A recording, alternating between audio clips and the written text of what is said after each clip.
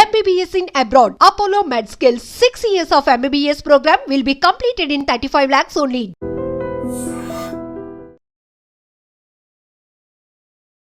Welcome to iDream media. So జనరల్గా BP అంటే మనందరికీ తెలిసిందే 120/80 ఉంటే నార్మల్ లెవెల్స్ అని ఇలా ఫస్ట్ నుంచి మనకు తెలుసు. కానీ ఇప్పుడు బీపీ లెక్కలు మారాయి. 140/90 ఉన్న నార్మలే అంటున్నారు. వాస్తవం ఎంత? అసలు బీపీని మనం ఎలా చెక్ చేసుకోవాలి?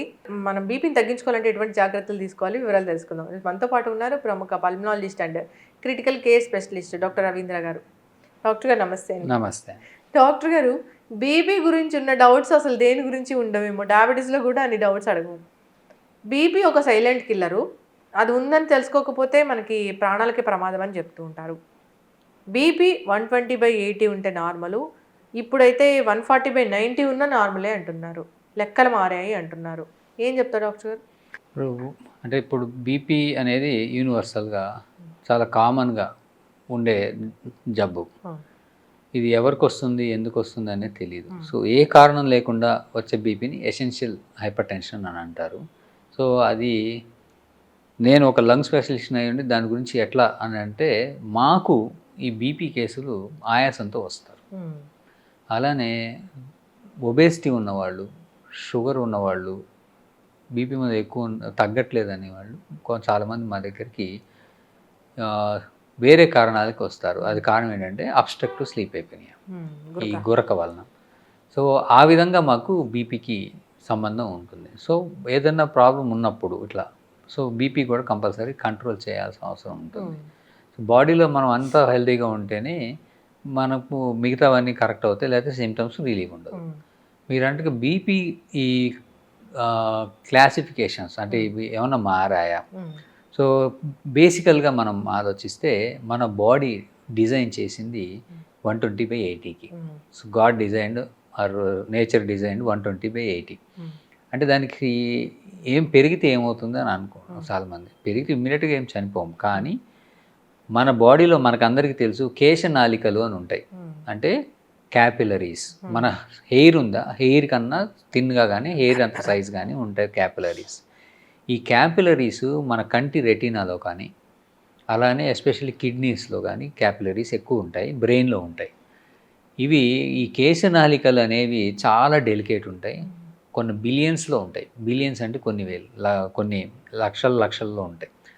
వీటికి 120/80 దగ్గరే మన బీపీ ఉన్నప్పుడు కూడా మనం పుట్టినప్పటి నుంచి చనిపోయి రోజు కొన్ని అవి పగిలిపోతుంటాయి, హీల్ అవుతుంటాయి, కొన్ని తగ్గిపోతాయి. అందుకే మనం ముసలోళ్ళం అయ్యే కొద్దీ ఆ క్యాపిలరీస్ పోయి మనకి ఏజ్ పాటు పోతాయి కొన్ని. కానీ ఈ బీపీ అనేది కొంచెం పెరిగింది అనుకోండి, సో ఆర్గాన్ డ్యామేజ్ అనేది జరుగుతుంది. అయితే ఇప్పుడు ఎట్లా అంటే, ఇప్పుడు మనం పైప్ లైన్ చూస్తాం, ప్రెషర్ ఎక్కువైతే పగిలిపోతుంటాయి. సో చాలామందికి అర్థం కాని విషయం ఏంటంటే, ఈ బీపీ ఎక్కువైనా కానీ నేను 150/80, 160/90, 100 కూడా వేసుకొని తిరిగేస్తూ ఉంటారు. ఏమైనా అడిగితే నాకు బాగానే ఉంది కదా, నాకేం ప్రాబ్లం.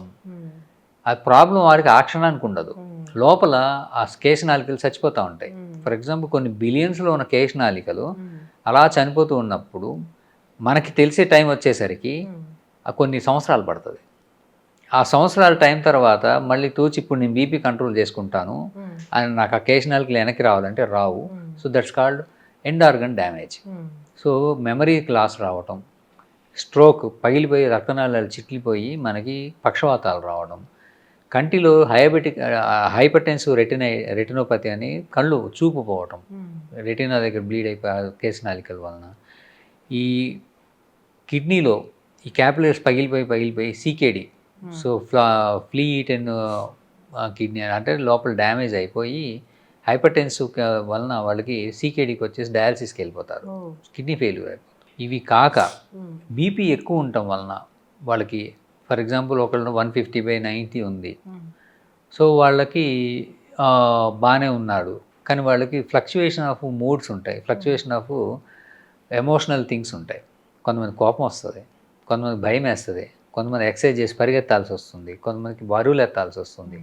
ఇలా డిఫరెంట్ థింగ్స్ లైఫ్ స్టైల్లో నడుస్తుంటాయి. కాబట్టి అప్పుడు బీపీ పెరగాల్సిన అవసరం ఉంటుంది. వాళ్ళకి 150, 160 ఆల్రెడీ ఉందంటే ఇంకా పెరిగింది, ఆ క్షణానికి కొలాప్స్ అయిపోవచ్చు. సో బీపీ కంట్రోల్ అనేది ఉంచుకోవడం అనేది అవసరం మనం నార్మల్గా. ఒకటి ఎండ్ ఆర్గన్ అవ్వకుండా, రెండు ఇలాంటివి ఏమీ అవ్వకుండా. అలానే ఈ హై బీపీతో మనకి ఈ బ్లడ్ ఫ్లో అవుతున్నప్పుడు బ్లడ్ వెజల్స్ డ్యామేజ్ అవుతాయి, పెద్దవి మేజర్ అక్కడ ప్లేక్ ఫార్మేషన్ ఎక్కువ ఉంటుంది. ఈ ప్లేక్ ఫార్మేషన్ ఉండటం వల్ల హార్ట్ అటాక్స్ రావటం, స్ట్రోక్స్ రావటం ఇలాంటివి కూడా జరుగుతాయి. సో బీపీ 120/80 అనేది నార్మల్. కాకపోతే ఈ చేంజెస్ అనేవి మరి ఎంత ఉన్నాయో తెలియదు, కానీ 80 years అండ్ అబోవ్ అయితే అప్పుడు 140/90 ఉన్న నార్మల్ కిందే. అడల్ట్స్ అండ్ యంగ్ పీపుల్ వాళ్ళందరూ 120/80 కిందే చూడాలి. అయితే 140/80 ఉంటే మరి ట్రీట్ చేసుకోవాలా? సో స్టేజ్ 1 కిందకు వస్తుంది. సో స్టేజ్ 1 కొన్ని మైల్డ్గా అయిపోయింది. Observation, diet changes, life style modifications ఇలాంటివి చేసుకోవడం మంచిది. 140 కన్నా దాటి కన్సిస్టెంట్గా ఉండి సమ్ సిమ్టమ్స్ ఏమైనా ఉంటే వాళ్ళకి ట్రీట్ చేయాల్సి వస్తుంది. ఒక్కొక్కసారి ఈ 80 మారుతూ ఉంటుంది కదా, 80 పెరుగుతూ ఉంటుంది, అది డయాస్టోలిక్ అంట. So diastolic, systolic. సో చిన్న వాళ్ళకి ఏంటంటే డయాస్టోలిక్ బాగుంటుంది, ఏజ్ పెరిగే కొద్దీ డయాస్టోలిక్ పడిపోతుంది బికాజ్ ఆఫ్ వెజల్ స్టిఫ్నెస్ మారటం వల్ల. సో ఇది కొంతమందికి ఐసోలేటెడ్ డయాస్టోలిక్ బీపీ ఉంటుంది, కొంతమందికి సిస్టోలిక్. యూజువల్గా బీపీ అంటే systolic BP. So systolic, diastolic రెండు వచ్చినా కూడా దాన్ని ఎసెన్షియల్ కింద అంటారు. రెండు పెరుగుతాయి, లేదా ఓన్లీ సిస్టోలిక్ బీపీ రావచ్చు, ఐసోలేటెడ్ సిస్టోలిక్, ఓన్లీ డయాస్టోలిక్ కూడా ఉండొచ్చు. So depending on the reading టైప్ని బట్టి వాళ్ళు దానికి తగ్గట్టుగా మనకి వాళ్ళు ట్రీట్మెంట్ తీసుకోవాల్సి ఉంటుంది. మందులు వాడాల్సిందే. 120/80 కన్నా అంటే మనకి ట్రీట్మెంట్ ఆప్షన్ 120 to 140 దాకా మనకి ప్లే చేసుకోవచ్చు. సో కాన్స్టాంట్గా 130 ఉంటుంది, ఓకే, యాక్సెప్టబుల్, పెద్ద డ్యామేజ్ ఏమి ఉండదు. బట్ కాన్స్టాంట్గా 140 అండ్ అబోవ్ తగులుతుంది, తీసుకోవాలి. అయితే ఇందులో కూడా చాలా మా ట్రిక్స్ ఉన్నాయి. ఎట్లా అంటే బీపీ అనేది మనకు తెలియకుండా 140 అబోవ్ అనేది చాలా టైమ్స్లో వస్తుంది. ఎట్లా అంటే కొంతమంది సిగరెట్ తాగుతారు, తాగిన 4-5 hours వరకు, 6 hours వరకు బీపీ ఎక్కువ ఉంటుంది. ఆల్కహాల్ తాగిన చాలాసేపు వరకు బీపీ ఎక్కువ ఉంటుంది. ఆ టైంలో మనం చెక్ చేసుకున్న వేస్ట్. మనం ఎక్సర్సైజ్ చేస్తాం, నెక్స్ట్ 2-3 hours వరకు బీపీ ఎక్కువ ఉంటుంది. మెట్లు ఎక్కొచ్చాము, నడిచాము, బీపీ ఎక్కువ ఉంటుంది. ఎమోషనల్ ప్రాబ్లమ్స్ ఉన్నాయి, స్ట్రెస్, స్ట్రెయిన్ అయింది, కోపం వచ్చింది, బీపీ ఎక్కువ ఉంటుంది. ఫుడ్ తిన్నాం, స్టిమ్యులెంట్స్, ఇప్పుడు మసాలా ఆహారం తిన్నాం, వెంటనే బీపీ చెక్ చేయకూడదు, అప్పుడు ఎక్కువ ఉంటుంది. సో అలాగా చాలా కండిషన్స్ ఈ బీపీని మారుస్తుంటాయి. సో అవి తెలుసుకొని బీపీ చెక్ చేసుకోవాలి. యూజువల్గా బీపీ రెస్టింగ్ బీపీ అంటారు. రెస్టింగ్ బీపీ అంటే మనం ఫ్రెష్గా నిద్ర మంచిగా లేవగానే ఆ టైంలో ఉన్న బీపీ అనేది మనది బేస్ లైన్ కరెక్ట్ బీపీ. అంటే నిద్ర లేవగానే బీపీ చెక్ చేసుకోవాలి, చేసుకుంటే అది కరెక్ట్గా తెలుస్తుంది. ఈవినింగ్ సాధారణంగా లంచ్ తర్వాత యూజువల్గా బీపీ కొంత ఎక్కువ ఉంటుంది. సో ఆ టైంలో చెక్ చేసి 140 ఉందంటే మేబీ అది normal evening. So by the time evening వచ్చేసరికి మనకి ఈ లైఫ్ స్టైల్ స్ట్రెస్ ఉంటాయి కాబట్టి యూజువల్గా ఈవినింగ్స్ అనేది ఎక్కువ ఉంటుంది. సో దాన్ని మనం పట్టించుకోము. సో ఇవన్నీ ఏంటంటే ఫిజిషియన్ చూసుకొని దాన్ని బట్టి వాళ్ళకి డెఫినెట్గా అవసరమా లేదా అనేది వాళ్ళు డిసైడ్ చేస్తారు. సో మనం అందరూ కూర్చొని చూసుకొని పైకి వచ్చింది, ఇది కిందకు వచ్చింది, ఇవి పెరిగాయి, ఇలాంటి వరీ సమస్య అంటే అన్నీ తెలుసుకోవాల్సిన అవసరం లేదు. సో ఇప్పుడు విషయం ఎట్లా ఉందంటే సెల్ఫ్ డెసిషన్ ఎక్కువైపోయింది, దానివల్ల వచ్చిన ప్రాబ్లమ్స్ ఎక్కువైపోతున్నాయి. సో చాలామంది ఏం చేస్తున్నారు, వాళ్ళకే వెళ్తారు, వాళ్ళే టెస్ట్ ఇస్తారు, ఇచ్చేసి వాళ్ళే టెస్టులు తీసుకొని వచ్చి చదివేస్తారు. అది పక్కన నార్మల్ వాల్యూస్ ఉంటాయి, దాన్ని చూసి కంపేర్ చేసుకుంటారు.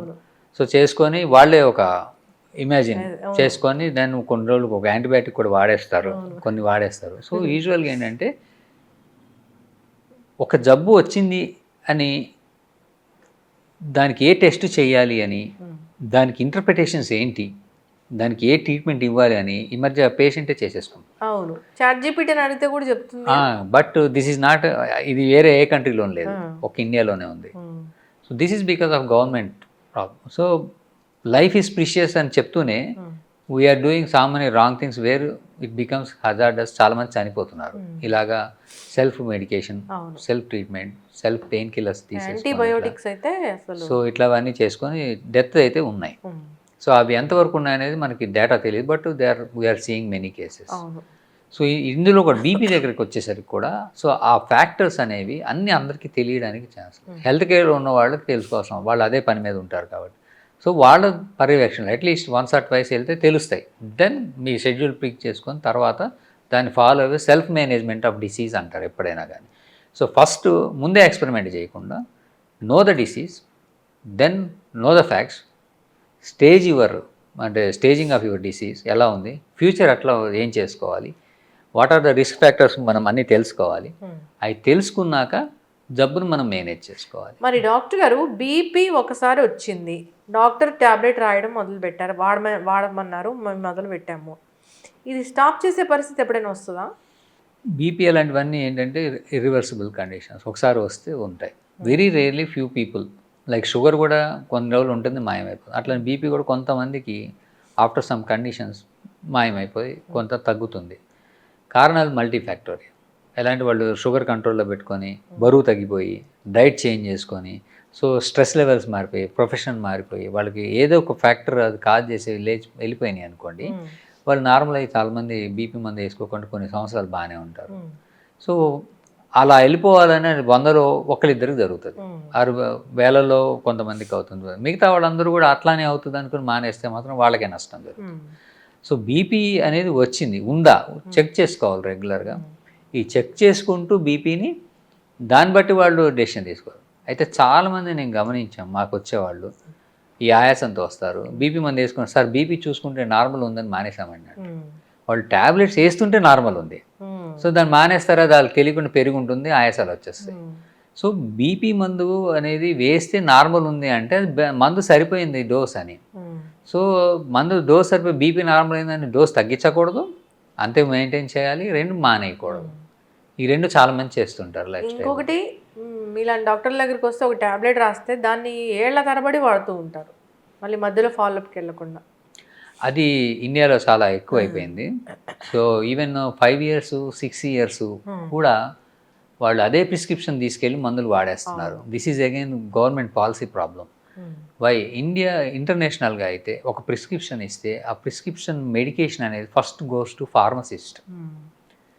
ఫార్మసిస్ట్. ఎందుకంటే మెడిసిన్స్లో చాలా క్లాసిఫికేషన్స్ ఉంటాయి. సో షెడ్యూల్ హెచ్ అని, డేంజరస్ అని, నార్కోటిక్స్ అని, అండ్ కొన్ని లిమిటెడ్ యూసేజ్ అని, సైడ్ ఎఫెక్ట్స్, ఈ ప్రొఫైల్స్ అన్నీ చాలా ఉంటాయి. సో ఈ మందులు రాసేటప్పుడు ఏ పేషెంట్కి ఏం రాస్తాము అనేది డాక్టర్కి సిచ్యువేషన్ బట్టి రాస్తారు. దాని తర్వాత అవి ఎక్స్ప్లెనేషన్ చేయటం, ఎన్ని ఇవ్వాలి అనేది మాత్రమే ఎన్ని మందులు ఇవ్వాలని రాసినాక those things goes to pharmacist. Qualified pharmacist అవన్నీ చూసినాక పేషెంట్కి ఎన్ని, ఫర్ ఎగ్జాంపుల్ 2 నెలలు వాడాలి మందులు, ఆ 2 నెలలే సప్లై చేస్తాడు, చేసి ఆ ప్రిస్క్రిప్షన్ అక్కడితో ఎండ్ చేస్తాడు.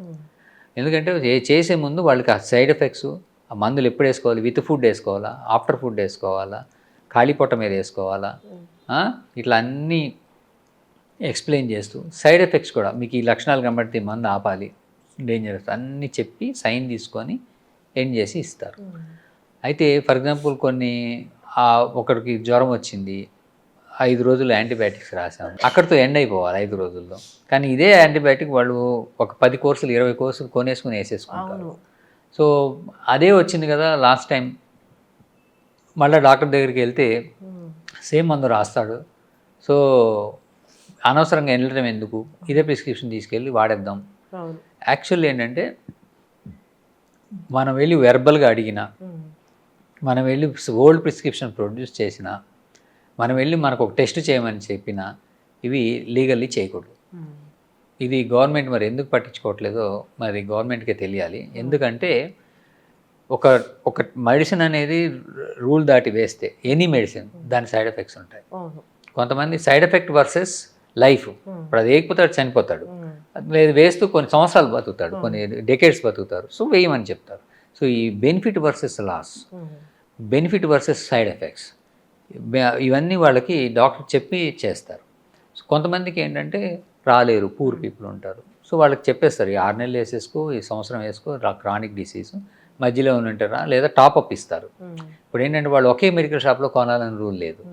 సో ఒక మెడికల్ షాప్లో కొన్నాక యాక్చువల్లీ వెస్ట్రన్ వరల్డ్లో కానీ ఎక్కడ అదర్ దాన్ ఇండియా ఆ ప్రిస్క్రిప్షన్ ఇంకో చోటకి వెళ్ళడానికి లేదు. సో వాళ్ళకి దొరకదు. అప్పుడు ఏం చేస్తారంటే వెస్టర్న్లో కూడా డాక్టర్స్, నువ్వు రాలేవు, నీకు ప్రాబ్లం ఉంది, so we will give top-up when ever you ask. So వాడు $400 ఛార్జ్ చేసేవాడు $10 $20 తీసుకొని కొంతమంది నీడి వాళ్ళకి వాళ్ళ కోసం వచ్చి అంత కట్టాలి, వాళ్ళకి ఆ టాప్అప్ ఇచ్చేస్తారు. సో అది రూల్, బికాస్ డేంజరస్ మందులు వాడుకొని కిడ్నీ పోగొట్టుకొని అవును. కెమికల్స్ లివర్ పోగొట్టుకొని ఆ సమ్ అదర్ ఇష్యూస్ రెసిస్టెన్స్ తెప్పించేస్తారు. రెసిస్టెన్స్ అంటే మందులు పనిచేయకపోవటం ఇన్ఫెక్షన్స్కి, ఇవన్నీ జరుగుతున్నాయి. కాబట్టి సో పర్యవేక్షణలో ఎక్స్పెరిమెంట్ చేయకుండా అసలు మందులు వాడకూడదు, అవసరం లేదు, వచ్చింది అదే అనుకుని వాళ్ళే అన్నీ వాడేస్తామంటే 5 ఏళ్ళు డాక్టర్ చదవటం వేస్ట్, 15 ఏళ్ళు చదవటం వేస్ట్. అందరూ ఇండియాలో ఇట్లా జరుగుతూనే ఉంది. సో ఆ నాలెడ్జ్ డాక్టర్ పెట్టుకోవడం అనేది అనవసరం అంటే ఒక సెక్టర్కి. So these things are very ridiculous అయిపోతాయి. సో దీనికి తగ్గట్టుగా మనకి నేషనల్ హెల్త్ పాలసీ కింద వాళ్ళు ఇవి చేయాల్సినవి చాలానే ఉన్నాయి. సో బీపీ మందు ఒకసారి వచ్చి స్టార్ట్ చేసినాక పోవడం అనేది జరగదు. జరిగిందే అది చూసుకొని ఆపుకోవాలి.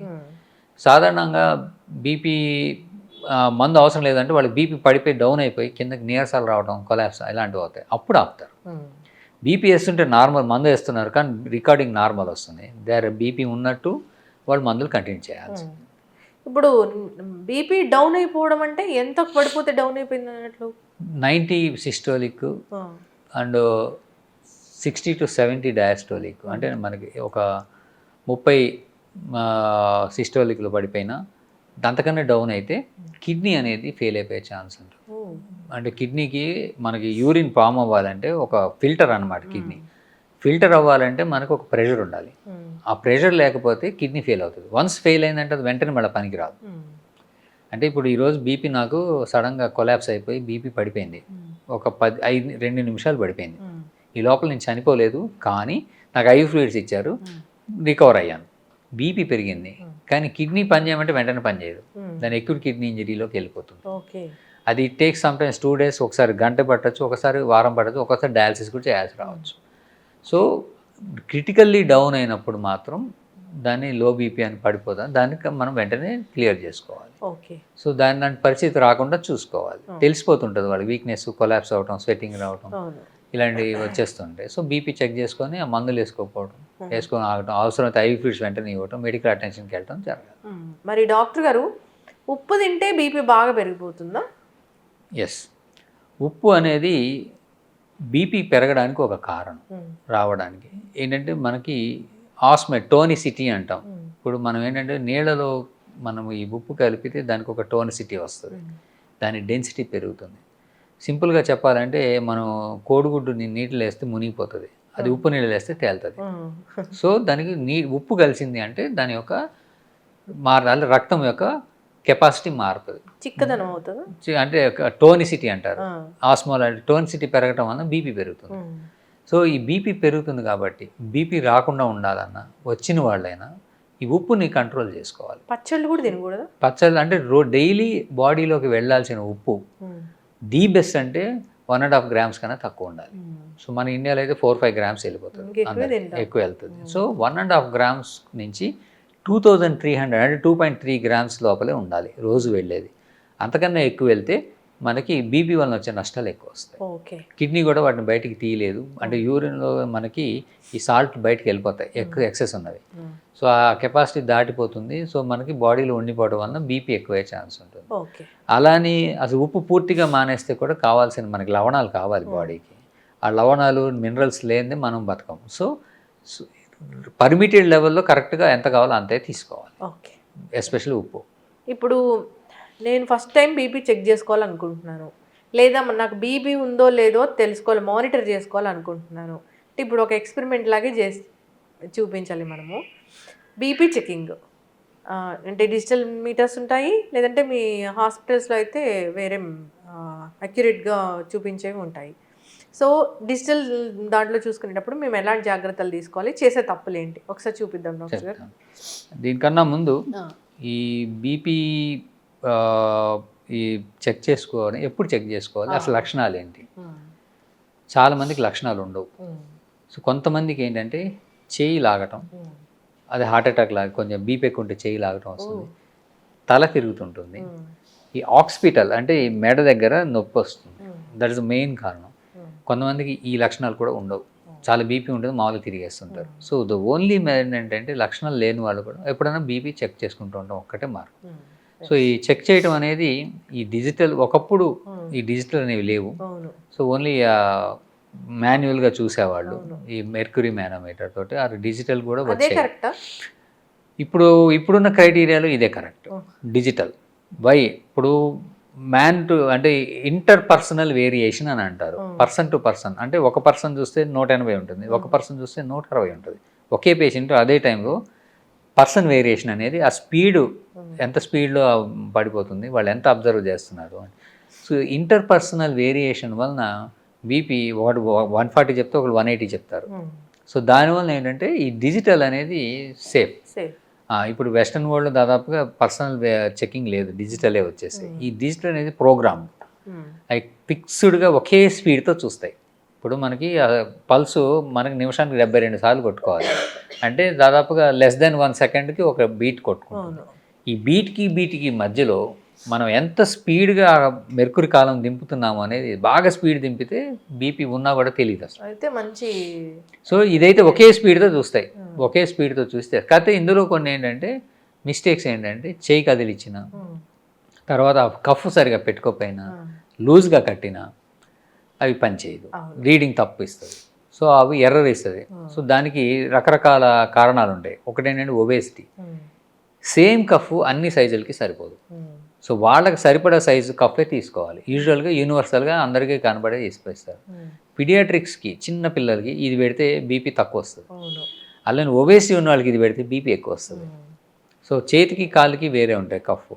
సో వాళ్ళకి తగ్గట్టుగా large, extra large or normal or small depending అని తీసుకోవాల్సి ఉంటుంది. కఫ్ మారుతుంది, ఈ చేతి కట్టేది మార్చుకోవాలి. యూజువల్గా ఏంటంటే నార్మల్ వెయిట్ ఉన్నవాళ్ళు, లైట్ ఒబేసిటీ ఉన్నవాళ్ళు, అంటే చెయ్యి లావు లేని వాళ్ళు ఈ దీంతో సరిపోతుంది. కానీ కొంతమంది ఏం చేస్తారంటే లూజ్, ఆ చెయ్యి తిరిగిపోతుంటుంది కఫ్ కట్టినా కూడా. అలా తిరిగిపోతూ ఉంటే కనుక ఆ రీడింగ్ కరెక్ట్ కాదు. అలానే position of the cuff. Position ఏంటంటే ఇప్పుడు మనకి చేతి మడుతుంది కదా, ఇది చెయ్యి దండం అంటాం. ఈ చెయ్యి దండానికి కరెక్ట్గా మిడిల్ పార్ట్లో కట్టాలి. అంటే కిందకి కట్టద్దు, పైకి కట్టద్దు, మిడిల్ పార్ట్. అంటే 1, 2, 3 పార్ట్స్ చేస్తే ఈ మిడిల్ పార్ట్లోనే కట్టాలి. కిందకి కడితేనేమో ఈ జాయింట్ మీదకి వస్తుంది, మనకి తెలియదు. పైకి కడితేనేమో ఈ మధ్య డిస్టర్బెన్స్ వచ్చేసి తెలుసు. సో మిడిల్లో కడితే వచ్చే రీడింగ్ కరెక్ట్ ఉంటుంది. అలానే ఆ కఫ్లో మనకి ఈ బీపీ మెజర్ చేసే బెలూన్ ఒకటి ఉంటుంది. ఆ బెలూన్ పొజిషన్ కూడా ఇంపార్టెంట్. ఆ బెలూన్ వచ్చి మన ఆర్టరీ మీదే పడాలి. మనకి ఇక్కడ రక్తనాళం వెళ్తుంది. ఆ బెలూన్ ఆపోజిట్లో కడితే బీపీ సరిగా తెలవదు. సో ఇవన్నీ ఎక్కువ వస్తుంది బీపీ ఒకసారి. సో అవన్నీ స్మాల్ అండ్ ప్రతి ఒక్క విషయం తెలుసుకోకుండా మనము చేస్తే ఎక్కువ వచ్చింది తక్కువ వచ్చింది అనుకో, ఇంకా టెన్షన్ ఎక్కువ. అలానే డిజిటల్ది పెట్టినప్పుడు యూజువల్గా 2 సార్లు 3 సార్లు చెక్ చేసుకొని దాని యావరేజ్ తీసుకోవడం బెటర్. ఫస్ట్ తీసుకోకూడదు అసలు. తీసుకోవచ్చు, కానీ ఏంటంటే 2 సార్లు 3 సార్లు చెక్ చేసుకొని డిఫరెంట్ టైమ్స్లో కూడా చెక్ చేసుకొని వాటి యావరేజ్ తీసుకోవడం మంచిది ఎప్పుడైనా. బట్ కట్టేటప్పుడు మాత్రం అవన్నీ ఫిక్స్డ్గా మనం చేసుకోవాలి. చూపిద్దాం డాక్టర్ గారు. ఈ బీపీ ఎవరికి వాళ్ళ ఇంట్లో చెక్ చేసుకునేటప్పుడు ఈ బీపీ కఫ్ గురించి కొంత మనం తెలుసుకోవాలి. ఇక్కడ చూస్తే ఈ బీపీ కఫ్ మీద ఒక పిక్చర్ ఇచ్చాడు. ఈ ఆర్మ్ సర్కంఫరెన్స్ ఇప్పుడు అందరికీ ఒకటే కాదు, ఇది 32 సెంటీమీటర్స్ సర్కంఫరెన్స్ 22 ఇంచ్ దాకా పనిచేస్తుంది. అంటే టూ మచ్ ఒబేసిటీ ఉండి 100 కేజీలు ఉన్న వాళ్ళకి ఇది పనిచేయదు. సో యావరేజ్ అడల్ట్కి ఇది పనిచేస్తుంది. 2, ఎప్పుడైనా ఈ కఫ్ బిగించేటప్పుడు టైట్గా బిగించకూడదు, లూజ్గా బిగించకూడదు, మీడియం టైట్నెస్ అంటే ఒక మోస్తరుగా పెట్టాలి. తర్వాత ఈ కఫ్ ఎక్కడ పెట్టాలి అనేది మనకి ఇక్కడ ఒక లైన్ ఉంది. ఈ మడత, చేతి మడతకి 2 సెంటీమీటర్ పైన వచ్చేటట్టుగా కట్టుకోవాలి. ఈ 2 సెంటీమీటర్ మరీ కిందకు వచ్చినా బాగా పైకి వెళ్ళినా ఈ రీడింగ్ తేడా వస్తుంది. తర్వాత ఈ కఫ్ కట్టినప్పుడు ఈ కఫ్ అనేది మనకి ఈ కఫ్ ఏదైతే కడతామో అది మన గుండె లెవెల్లో ఉండాలి. ఇప్పుడు ఇది కట్టినాక ఇట్లా చెయ్యి ఎత్తారనుకోండి మారిపోతుంది. సో ఇది గుండె లెవెల్లో లేదు. సో హార్ట్ లెవెల్లో ఉండాలి. పడుకున్నా కూర్చున్నా మనం నిలబడిన హార్ట్ లెవెల్లో ఉండాలి. తర్వాత ఈ కట్టేటప్పుడు మనకి బీపీని కొలిచే పార్ట్ ఇక్కడే ఉంటుంది, ఇంత పార్ట్. మిగతాదంతా ఓన్లీ కట్టడానికి కోసం. సో అందులో వీళ్ళు ఇక్కడ ఒక చిన్న మార్క్ ఇచ్చారు, ఆర్టరీ, ఏఆర్టీ. ఈ ఆర్టరీ అనేది, ఈ పాయింట్ అనేది సాధారణంగా మనకి చేతిలో మనకి బ్లడ్ నరం అనేది పల్స్ తెలిసేది ఇక్కడి నుంచి వెళ్తుంది. సో ఈ పార్ట్లోనే అది ఉండాలి, ఇటు వస్తే పనికిరాదు. సో దాన్ని చూసుకొని ఇవన్నీ చూసుకొని దాన్ని బట్టి రీడింగ్ చేసుకోవాలి. ఓకే. సో ఇప్పుడు కరెక్ట్గా చూడాలంటే నేను పెడతాను చూడండి. ఇప్పుడు ఈ చెయ్యి దూర్చినాక ఆర్టరీ అని ఉంది కదా, ఈ ఆర్టరీ అనేది ఇక్కడ ఈ ఆర్టరీ దగ్గర, సో దాదాపుగా 2 సెంటీమీటర్ల పైకి పెట్టాను, ఆర్టరీ దగ్గర పెట్టాను. దెన్ టైట్గా పెట్టాలి. ఓకే. టైట్ అండ్ మరి రక్త సరఫరా ఆగిపోయేంత టైట్గా కాదు, అలా అనేది కాదు. యూజువల్గా ఏంటంటే ఈ పార్ట్ ఊడొస్తా ఉంది. దిస్ వన్ ఏంటంటే ఎప్పుడైనా ఊరికి వెళ్ళినప్పుడు వాటిని తీసుకోవడానికి, క్లీన్ చేసుకోవడానికి, మామూలుగా అయితే తీయాల్సిన అవసరం లేదు. సో ఇది వేసినాక దీన్ని మనం చెయ్యిగా పూర్తిగా కదిలించకూడదు. ఇది స్టార్ట్ చేసిన దాని టైం తీసుకున్నప్పుడు చెయ్యి కదిలిస్తున్నా, మనము మాట్లాడుతున్నా, తిరుగుతున్నా రీడింగ్ మారిపోతుంది. ఓకే. సో చెయ్యి కదిలించకుండా మనం ఇది ప్రెస్ చేసి వెయిట్ చేయాలి. సో ఇది ఆటోమేటిక్గా రీడింగ్ స్టార్ట్ అవుతుంది. సో కఫ్ నొక్కుతుందా, ప్రెషర్ వస్తుంది. సో వచ్చినప్పుడు ఇంకా చెయ్యి కదిలించకూడదు, మనం ప్రశాంతంగా ఉంటే అదే ఆటోమేటిక్గా రీడింగ్ అదే ఇచ్చేస్తుంది. అంటే ఆ చెయ్యి అట్లా కిందకైనా ఉండొచ్చు, చెయ్యి కిందకు ఉండొచ్చు, కొంచెం ముందుకు ఉండొచ్చు టేబుల్ మీద. సో ఇది తీసుకొని ఈ రీడింగ్ అనేది మనము తీసుకొని చూసుకోవచ్చు, అది వస్తుంది. సో చెయ్యి కదపకూడదు, మనం మిషన్ని చెయ్యి అట్లైనా ఉండొచ్చు, కానీ ఇది కట్టింది ఇది మాత్రం హార్ట్ లెవెల్లో ఉండాలి.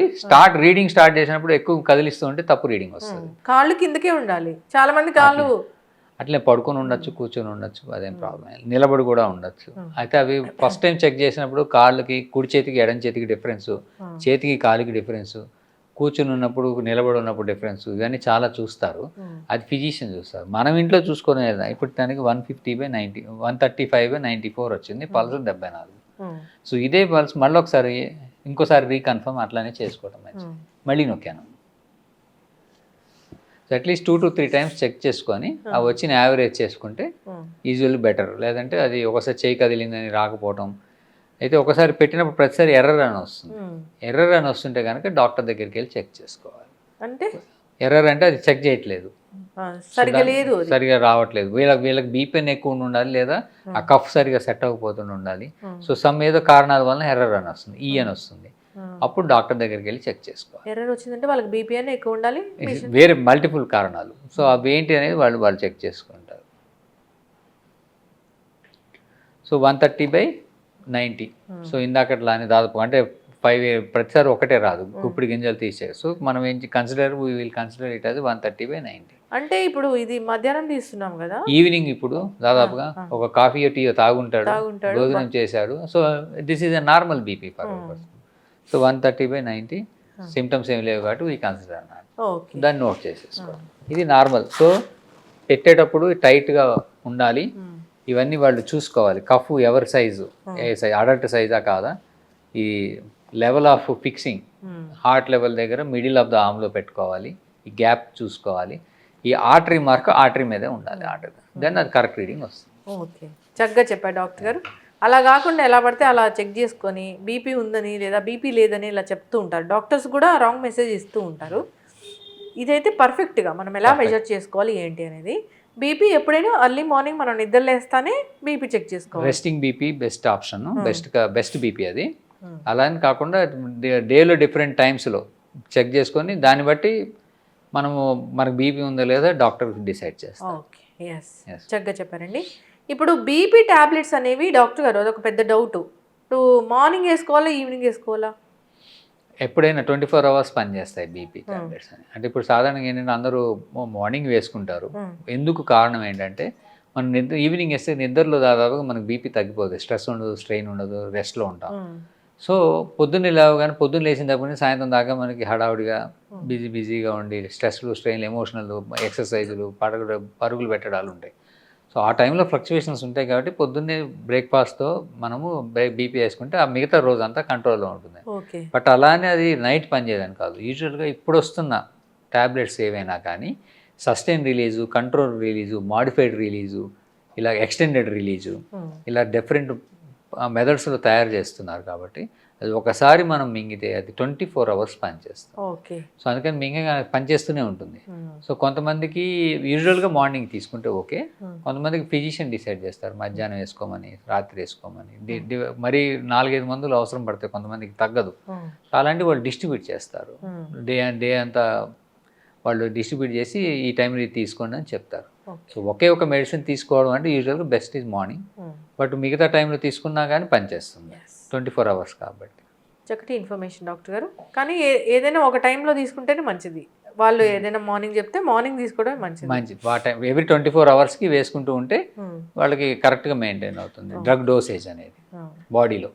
ఎస్, చక్కగా చెప్పారండి. బీపీ అనేది ఎంత ఉండాలి అంటే 120/80 అదే ఉండాలి. సో ఇంకా 140/90 కన్సిడర్ చేస్తాము అంటే డిపెండ్స్ ఆన్ దేర్ ఏజ్ ఇలా చెప్తూ ఉన్నారు. సో అంతేకాకుండా బీపీ చెక్ చేసుకునే టైం మార్నింగ్ టైమే. మీరు చెప్పిన పద్ధతిలో చెక్ చేసుకోవాలని కోరుకుందాం డాక్టర్ గారు. బీపీ టాబ్లెట్స్ డాక్టర్ చెప్పకుండా మానేయొద్దు, మనం సొంతంగా డోస్ కూడా పెంచుకోకూడదు, డోస్ కూడా తగ్గించుకోకూడదు. చక్కగా చెప్పారండి. ఫాలో అవ్వాలని కోరుకుందాం. ధన్యవాదాలు. నమస్తే. Sir, one life lesson what medicine has taught you. Whatever you can do without expecting.